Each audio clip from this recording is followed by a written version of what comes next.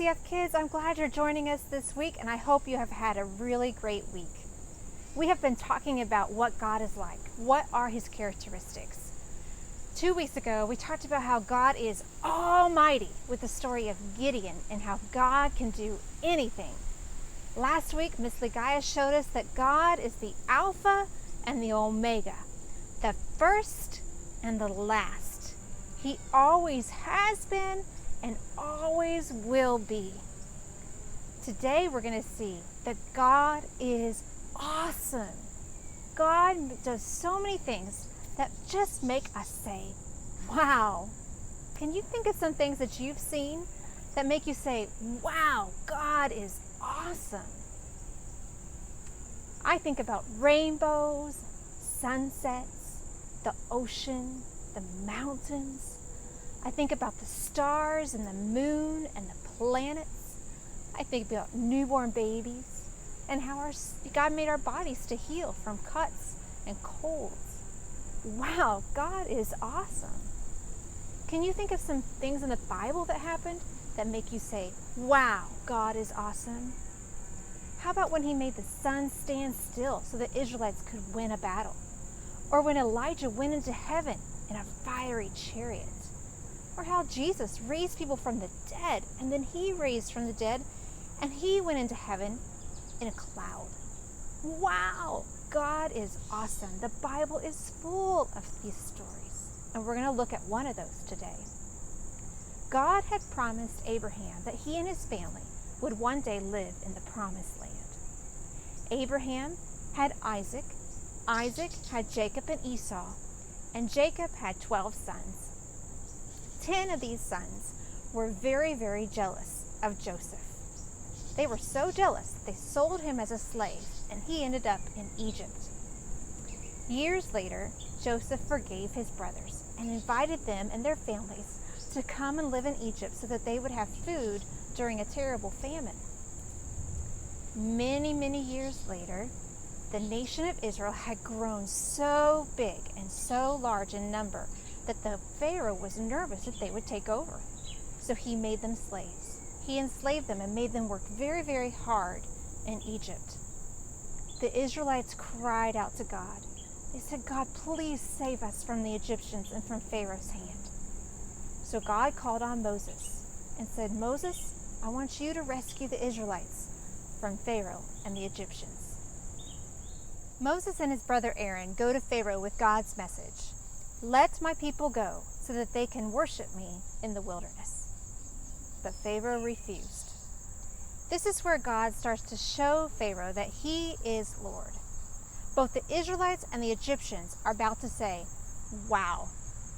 They're about to see God's awesome power. God begins to send plagues on Egypt. And to help you remember these plagues, I'm going to show you some motions that you can do with your fingers to remember each one. The first plague that God sends is that He turns all the water into blood, pointing to the veins in your arm. He turns the water into blood throughout all the Nile River and all of Egypt, and the Egyptians are suffering greatly, but still Pharaoh refuses to let the Israelites go.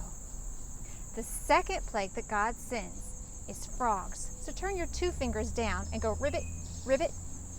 Frogs were jumping everywhere throughout Egypt, destroying things and being a real nuisance. But Pharaoh still said no, the Israelites could not leave.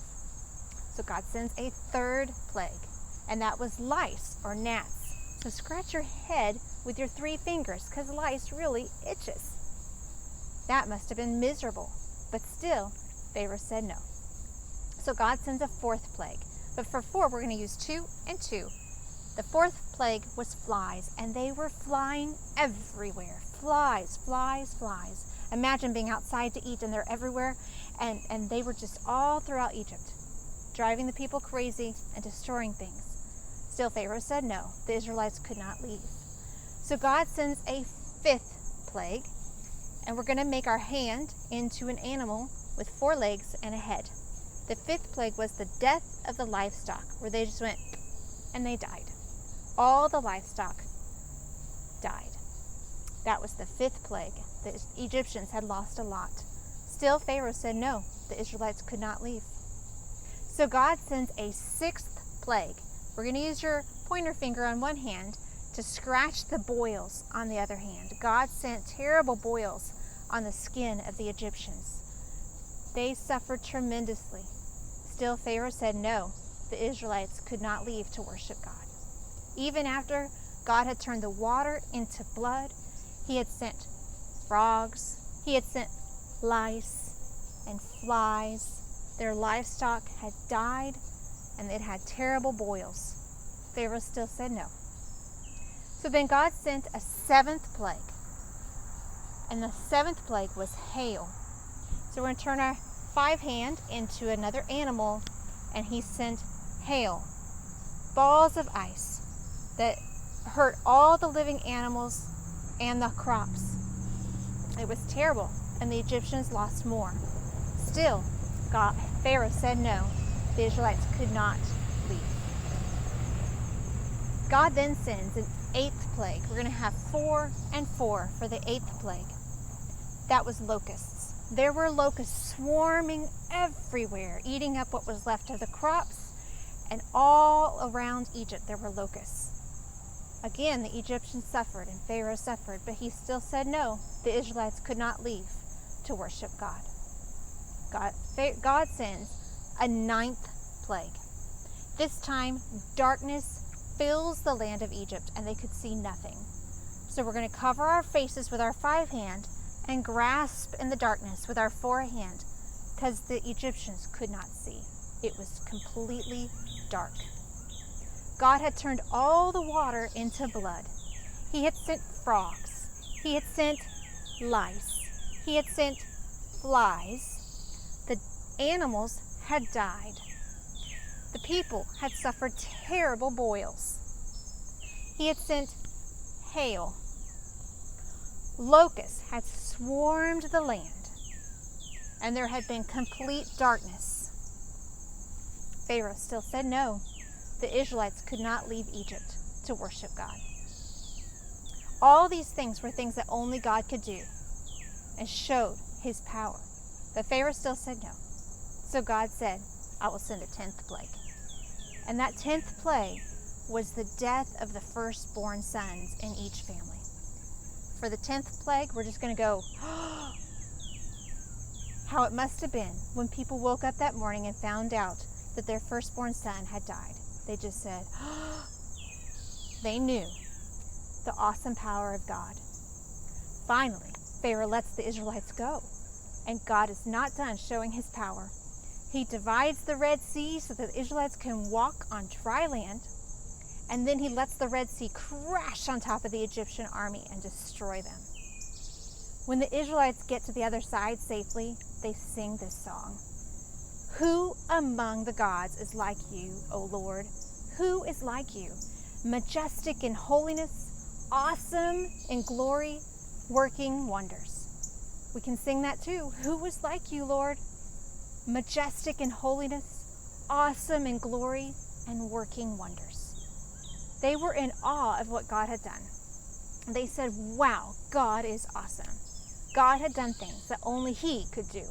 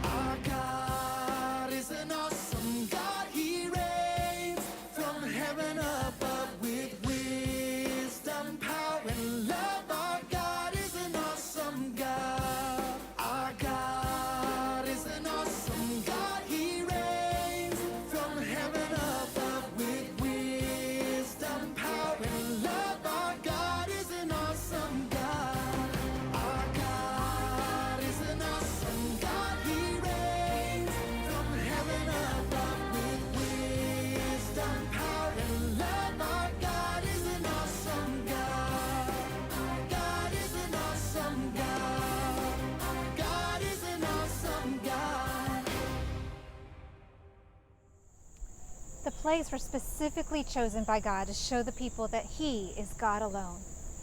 The Egyptians used to worship lots of different gods. The sun god, the water god, the god of the Nile, a cow god, and even a frog goddess. So each of the plagues showed the people that He is the one true God and that He alone can rescue His people.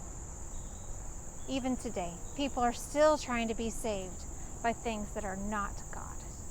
But His word clearly says that Jesus is the way, the truth, and the life, and no one comes to the Father except through Him.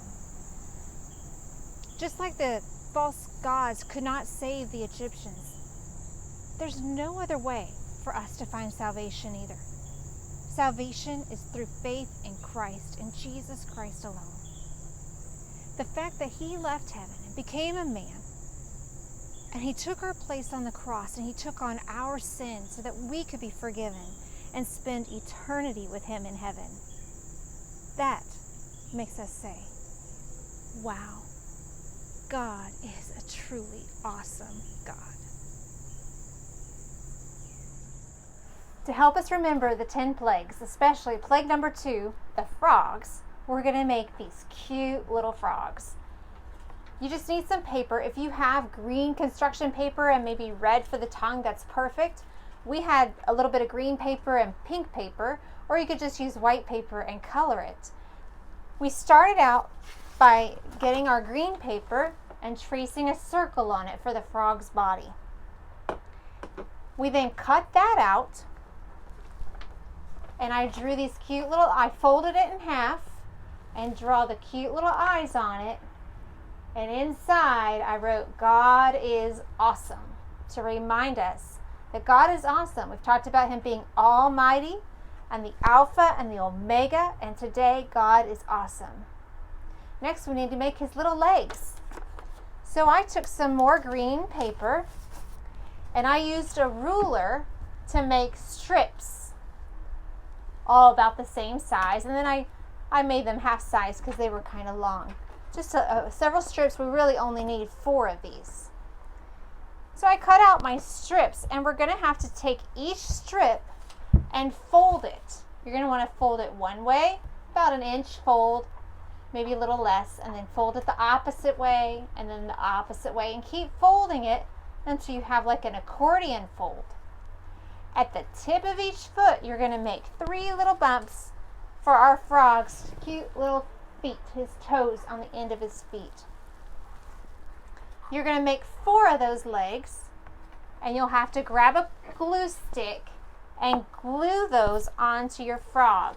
2 at the top and 2 off the bottom part of the back side of your frog.